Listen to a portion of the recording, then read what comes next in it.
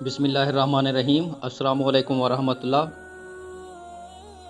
کرمان کے بادشاہ حضرت مظفر کرمان شاہی تھے، جو کہ اپنے وقت کے کبائر اولیاء اللہ میں سے تھے، اور بادشاہ وقت بھی۔ رات اللہ کی عبادت میں گزرتی، دن مخلوق خدا کی خدمت کرتے ہوئے گزر جاتا۔ آپ کی ایک صاحبزادی تھی جن سے انہیں بہت محبت تھی، اور اپنی بیٹی کی تربیت خالص دینی انداز میں کی۔ صبر، تقوی، عبادت، یہ اعلی صفات اس میں موجود تھیں۔ جب بیٹی جوان ہو گئی تو آپ کو اس کی شادی کی فکر پڑ گئی۔ شہزادی کے لیے بڑے اونچے رشتے آنے لگے، مگر آپ نے کیونکہ اللہ سے لو لگا رکھی تھی، آپ کی تمنا تھی میں وہ لڑکا تلاش کروں گا جو زاہد و عابد ہو۔ اسی کی تلاش کے لیے آپ راتوں کو مسجدوں کے چکر لگاتے کہ کون عبادت زیادہ کرتا ہے۔ ایک رات آپ شہر سے باہر ایک ویران مسجد میں پہنچے۔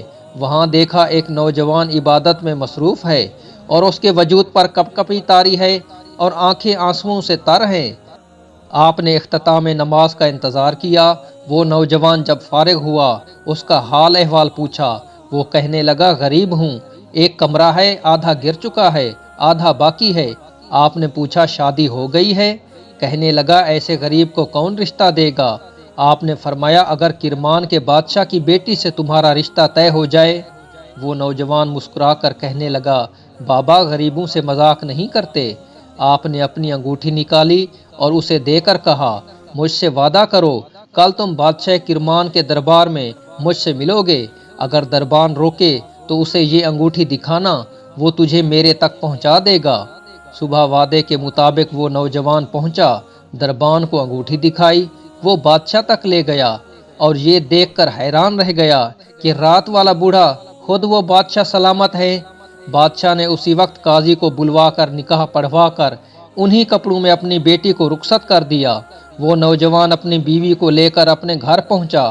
اس نے دروازہ کھولا اور دلہن نے اپنا ایک پاؤں ابھی اندر داخل کیا ہی تھا کہ اسے گھڑے پر پڑا ہوا روٹی کا ٹکڑا نظر آ گیا، اور اس نے اپنا پاؤں باہر نکال لیا اور کہنے لگی، یہ کیا ہے؟ دولہا بولا، میرا کھانا پکانے والا کوئی نہیں ہے، میں نے سحری کے وقت روزہ رکھنے کے لیے روٹی پکائی تھی، آدھی روٹی افطاری کے لیے رکھی ہے۔ دلہن کہنے لگی، تمہارا ایمان بہت کمزور ہے، اللہ کے بندے، جو ذات تمہیں سحری کھلا سکتی ہے وہی تمہاری افطاری کا بھی بندوبست کر سکتی ہے۔ اس گھر میں یا روٹی رہے گی یا میں رہوں گی۔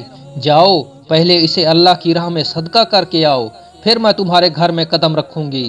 سبحان اللہ، کتنا ایمان مضبوط تھا ان کا۔ آج ہمارے گھروں میں یہ مثال کہیں نہیں نظر آتی، نہ ہم مردوں میں نہ عورتوں میں، شاید کہیں ہو، ممکن بھی ہے۔ دعا ہے کہ اللہ تعالی ہمیں صبر و شکر کی دولت سے مالا مال کر دے، ہمارے گھروں میں برکتیں اور رحمتیں نازل کریں۔ آمین ثم آمین۔